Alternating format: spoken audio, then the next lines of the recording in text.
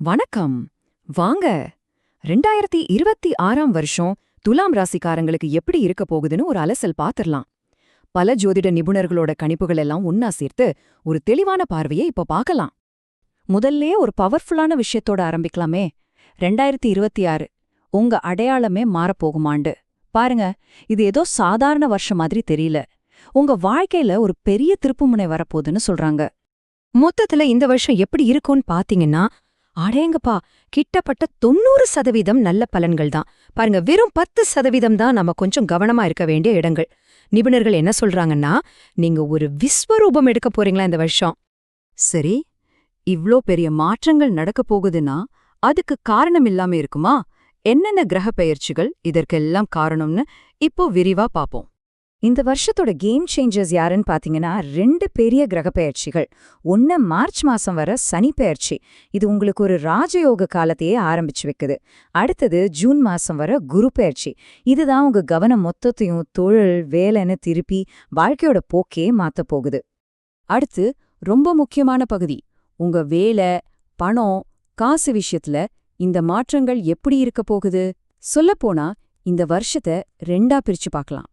பாருங்க, வருஷத்தோட முதல் பாதி, அதாவது ஜூன் மாசம் வரைக்கும் குருவோட பார்வை உங்களுக்கு தனிப்பட்ட வளர்ச்சியையும் தெளிவான சிந்தனையையும் கொடுக்குது.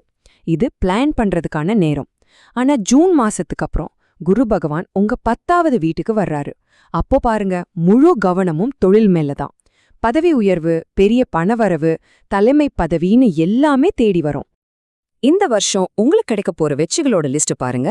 கவர்மெண்ட் எக்ஸாம், பேங்க் எக்ஸாம்ல ஜெயிக்கலாம், சம்பள உயர்வோட புது வேலை கிடைக்கலாம். அட, நீங்களே சொந்தமா பிசினஸ் ஆரம்பிக்கணுமா?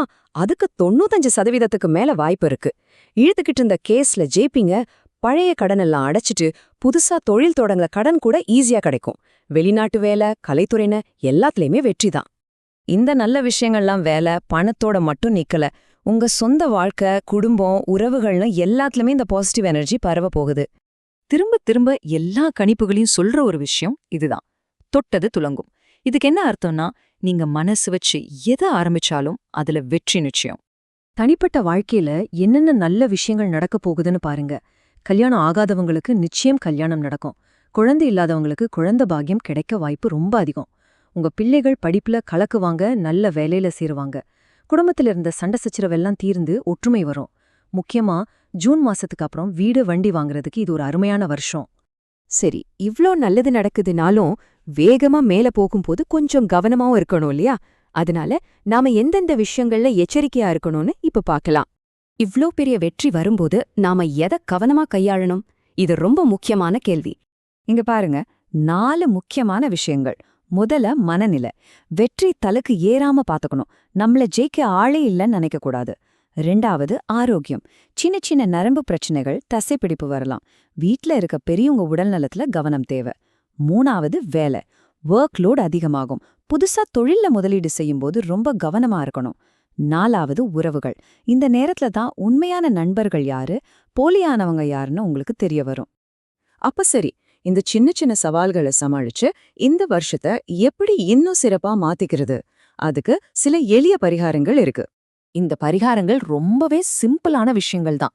தடைகள் விலக துர்க்கை அம்மனையும் வாராகி அம்மனையும் வழிபடுங்க. காரிய வெற்றிக்கு வனதுர்க்கை கோவிலுக்கு நெய்தானம் பண்றது நல்லது. தேவையில்லாத செலவுகளை குறைக்க புதன்கிழமை அன்னைக்கு அன்னதானம் செய்யுங்க. குருவோட நல்ல பலன்கள் இன்னும் அதிகமாக கிடைக்க குரு காயத்ரி மந்திரத்தை சொல்லலாம். கடைசியா இந்த ஒரு விஷயத்த மனசுல வச்சுக்கோங்க. தோல்வியை கையாளுவதை விட வெற்றியை கையாளுவது மிகவும் கடினம். 2026ஆம் வருஷம் உங்களுக்கு வெற்றிய அள்ளி கொடுக்க போகுது.